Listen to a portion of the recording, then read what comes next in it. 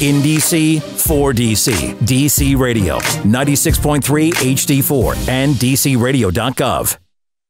Welcome to Inside Style, DC Radio 96.3 HD4. I am your host, George Worrell, and welcome to today's show. I am happy to welcome my longtime friend, Ms. Chrystal Stowe, VP at Smoot Construction. Hello, welcome, George. my friend. Hello, hello. It's so wonderful to be here with you. Isn't it wonderful, like, when you've not seen someone, like we run into each other maybe every 3 or 4 years, and it's like we've seen each other every day. I know. In a good way. No time has passed whatsoever, my friend. You were fabulous then. You are fabulous now. Ditto, ditto, ditto.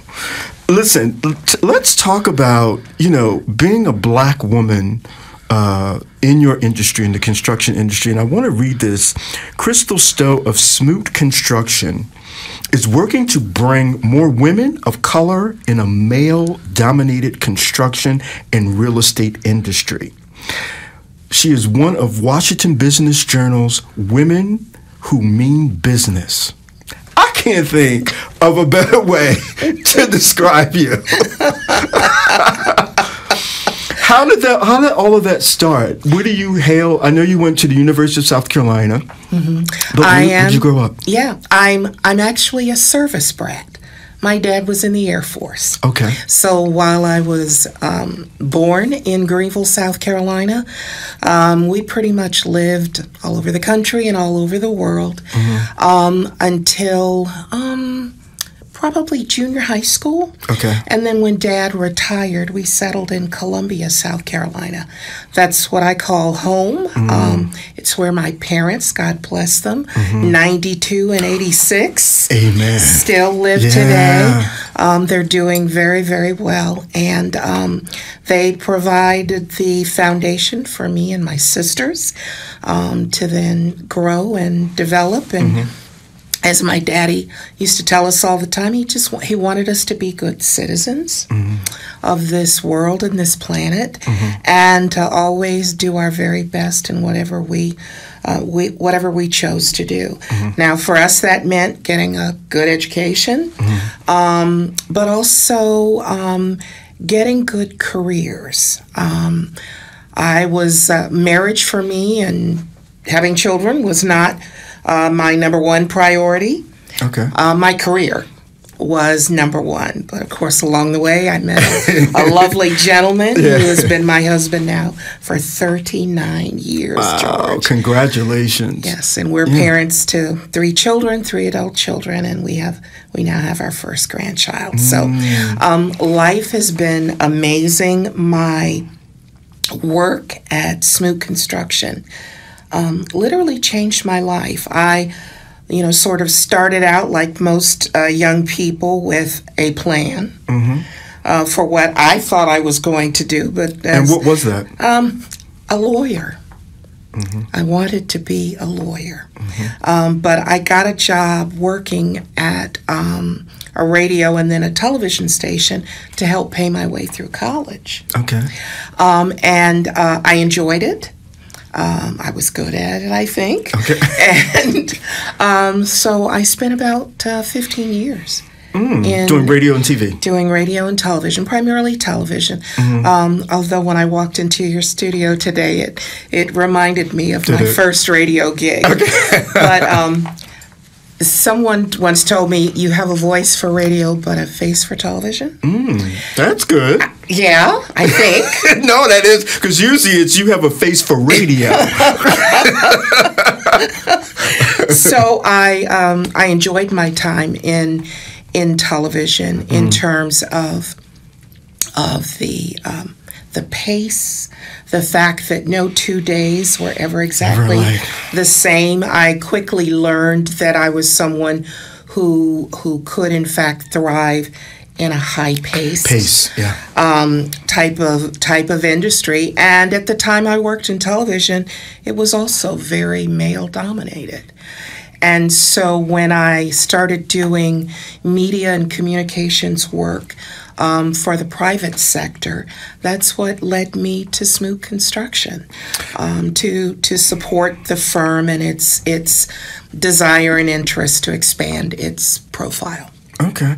So I've also read that you've been called adventurous in your career choices. Yes. I don't always take the safe choice. Okay. And I enjoy challenges. And even when I was in television, I once worked with a news director who told me that I would never be successful in the industry because I was black and a female. And I was determined to prove him wrong. And I eventually got his job. So I felt like I accomplished that objective. Let's expand on that for a moment. So to tell somebody, was it like advice from someone that says, this is the landscape, or this is just how I feel and think, or both? It was how I feel and think.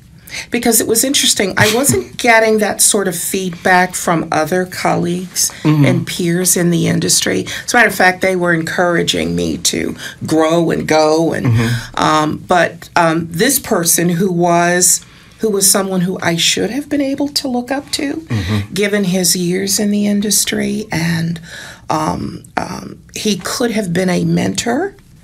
But instead, he chose to be a mentor. Yeah. But that's where your faith and what your parents embedded in you, that who you are. Yes. And whose you are. Absolutely. That negates, because those kinds of things, and from what you're telling me, they give me incentive. They do.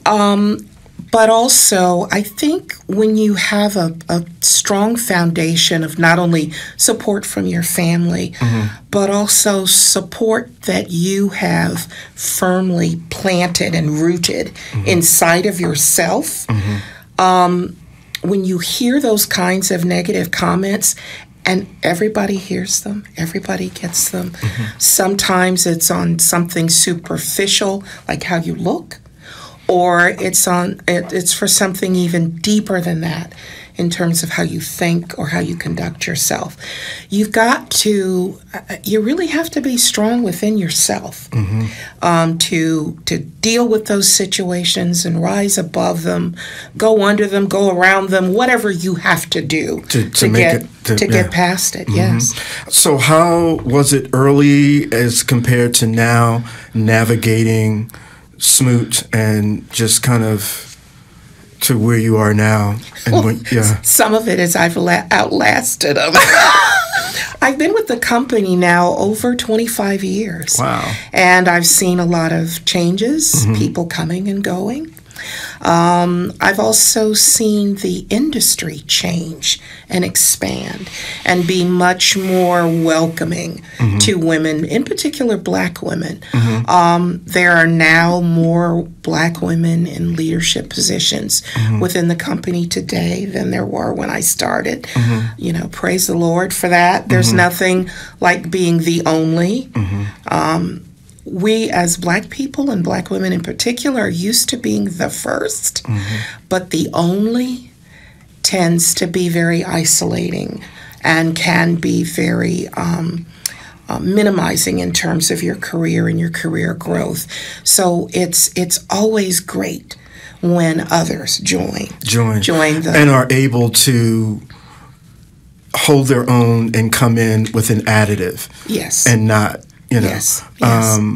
Also, too, that helping hand that I was able to get from you, because I didn't know anything about construction in 2000. I mean, I knew it, like when I passed by it, but it never occurred to me, as an event planner, because that's how I started my company, as an event planner. And I think we met at Warner Sessions, a fundraiser or something, and he introduced me to you, and you and Alice, because Alice was at Clark, and you were at Smoot, and both of you said, hey, we're doing the baseball stadium opening, and you opened the door for me to play a major role in the baseball, the topping off, which I knew none of these terms, and the opening, because I think we were charged with food and baseballs. We did the baseballs the baseball cupcakes. Baseball cupcakes.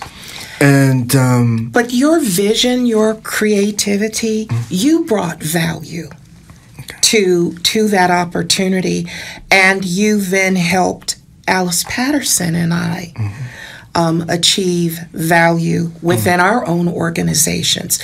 So thank you. Well, thank you. But that's what we're supposed to do. I don't know if we do that anymore. And you know, I've had guests and we've talked about that. Yeah. That it's changed within people. Like our last guest just said, A. Scott Bolden, is that I remember being of color that we were all we had. So we uplifted, helped, guided each other. Now, I'm not saying that it's totally gone, but it's far few in between. Well, why are we given hands, George?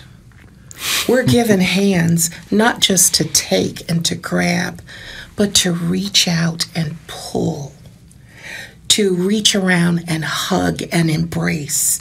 It's so, my thing is, if we're not fully using the tools that we've been given by God, then shame on us. And then you lose them in many cases. Yes. Yeah. You do run that risk. What are the challenges that you see, that you have come across and been able to, maneuver, aside from racism and... Well, it's racism, but it's also underestimation. I remember very early in my career in construction, I would be in meetings and they would assume that I was the administrative support, that I wasn't management, I wasn't a leader within the company, I wasn't a decision maker, I wasn't an influencer. Those were always the assumptions. Well, she's a woman and a black woman, so she cannot possibly be the person in charge.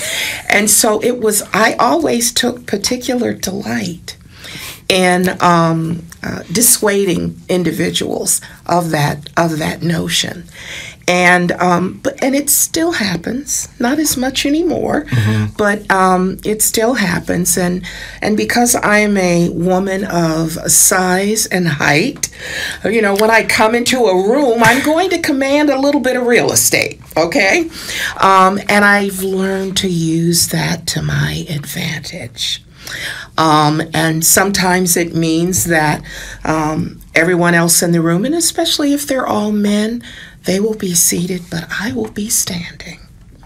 One of my earlier bosses told me that, use your physical attributes to your advantage, particularly if you are outnumbered in the room. Stand up to your full 5'10" height, project your voice, and let folks know who's in charge. It was great advice from a man. And you've been able to do it, because I'm a person who, a people watcher. And you just kind of, it's subtle. It's never high voice. It's never, it's very like looking at you in your eye, very calm. But if something is wrong. It's so subtle. Because I was thinking about that, because I've known you for so long. And I thought, working with you, your style was very different from everybody that was around you. It was very calming, very subtle, I know exactly what's going on. And if I need to correct something, I can correct it without a scene, without it bringing a whole lot of attention. But also, more importantly, the person that I'm bringing it to their attention, they are going to totally understand exactly what I'm saying and what I mean. That comes from my mother, who could cut your head off and you not even know it until you saw your head rolling across the floor. amazing woman with skills to get the point across, but again, without making you feel bad or making you feel like perhaps you missed the message. She could always get the message through, but never in a way that was cruel or vindictive. That's not in her spirit, and I pray that it's not in mine either. No, it wasn't. And especially when you remember, the advice that one gets, because when I first started this, and I say this all the time, you get nerves. I mean, I wasn't trained to do any of this. This was something innate that I found later in life that was a passion and that I was hopefully somewhat good at. And I said, when I was going on, I said, Chrystal, how do you get nervous because you're thinking about the cameras, you think about the people, and to channel those energies inward. That's right. And make them your inner superpower. And that was like the key. And I've used it, it's been 20 years now. And, you still get them a little, I'll channel them into a joke or, but there's something that clicks. And I think to our listeners or anybody that's seeing this or listening, whatever it is that you do that you love, when it's time to do it, there's something that clicks. And when you're going on air, sometimes there is chaos. Like something didn't happen or they didn't have this. And soon as that countdown and it gets to 1, boom, the audience cannot know that. And you just... No. Well, and when you were doing event planning, there was always something going wrong, something that hadn't been delivered, something that you had wanted to include in the event that you couldn't, but you couldn't let your guests know because it's really about them, not about all those other things. Yeah. And I find the same thing true in every other aspect of our lives and careers. When you truly focus in on the why of it and the who of it, all those other things don't really matter. So how, as being a first lady, being a leader, VP of a corporation, being a mother and a grandmother, how are you able to manage all of these things? How are you able to entertain? How are you able to find time for you so that you have all of that to give to other people? Well, most of the times, badly. I don't believe that. Badly, because I am a giver. That's natural to me. I even once described my work in the construction space as part of a ministry. Because for me, it is about people and service and giving, but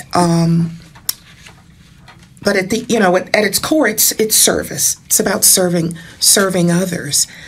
But George, I have to tell you, within the last several years, I've had to reassess and move myself up on the list of those that are receiving my time and attention. Anytime you have health problems, that focuses the mind and everything else. It does. And because I realized very quickly that I wasn't going to be a bit of good to anybody else if I wasn't taking care of myself. And so that has reordered my priorities. And as a result, now I'm healthy enough to spend the kind of time with my grandson, who's 3, and just absolutely gorgeous, and the most intelligent child in the world. And I'm being objective, of course, but I needed to fix me in order to be able to have the quality of time and attention that I could give to others. I know for the pandemic, for for me was a time that I will carry for the rest of my life, because I experienced I'd never had anxiety. I'd never felt like in many days that I was going to die.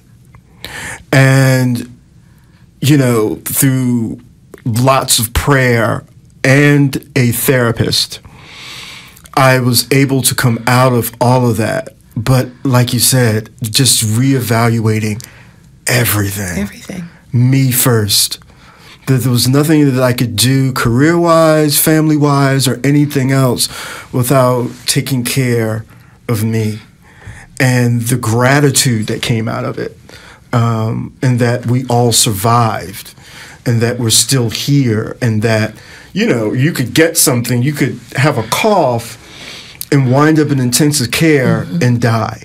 It was scarier to me than the AIDS epidemic, which I lived through.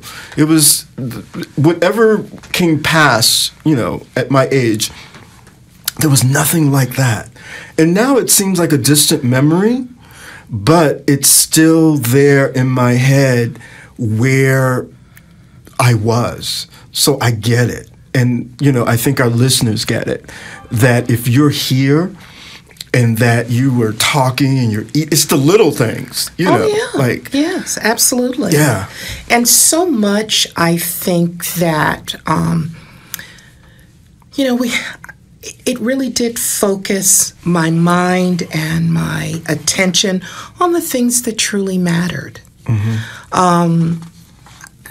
I was so used to, like you were talking earlier about ripping and running and, being overscheduled and then events and meetings. All the things that I felt like I had to do. I had to show up. I had to be there. I had to contact this one. Relationships changed for me during the pandemic. My circle got a lot smaller. And even in surprising ways. There were folks who, let's face it, we thought we couldn't live without until we couldn't see them all the time. We weren't in contact frequently. And then other relationships stepped in and filled those gaps. And we discovered how full and rich and meaningful that could be. And so I'm good. Even at this season in my life when I thought I would be less tolerant or able to change, I find that I am. I find that I am. And it's good. Oh, my goodness. What would you give someone listening, a woman starting out, a girl dreaming about their career? What advice would you give them? Find someone that you can talk to about that dream. It may not be someone in your family. It may not be a friend. It's someone that perhaps you've found some connection with, some maybe small thing in common, and talk to that person about your dream. And I'll bet that you'll be surprised at how invested they will get in helping you make your dream come true. And they'll also be there to encourage you when others are not so encouraging.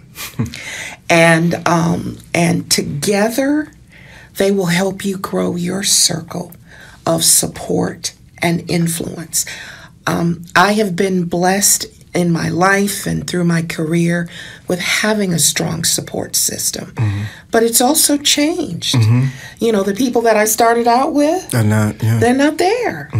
They're not there now because their desire, their availability, their accessibility has changed, and that's okay. Because you've built up. That's okay. Yeah.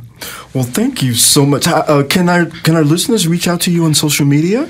Yes, I am. I am on LinkedIn. Okay. I'm also on Facebook, but I tell people all the time, Facebook is typically where I am the least. Okay, the least connected, so that we can inbox you on LinkedIn. Yes, on LinkedIn. Well, thank you so much, Chrystal Stowe. My good friend. You're gonna have to come back like in the fall, and we can talk about more fashion and more, absolutely. you know, all of those things, because you look absolutely amazing today. Thank you. Thank You're you. listening, but I'm also YouTubing it too, so you can see how fabulous she looks. Well, you know, I like color. Yeah, so, and it looks great on you. Thank you, my friend. I want to take this time to thank our sponsor, Miller Furs. It's the best place to store, service, and clean your furs and outerwear. They also carry the area's largest selection of new and pre-owned furs. Miller Furs has been in Washington institution since 1921, over 100 years of fashion, value in our nation's capital. Thank you for tuning in to Inside Style, DC Radio 96.3 HD4. I am George Worrell, and remember, real style starts with being comfortable in your own skin. We'll see you next time.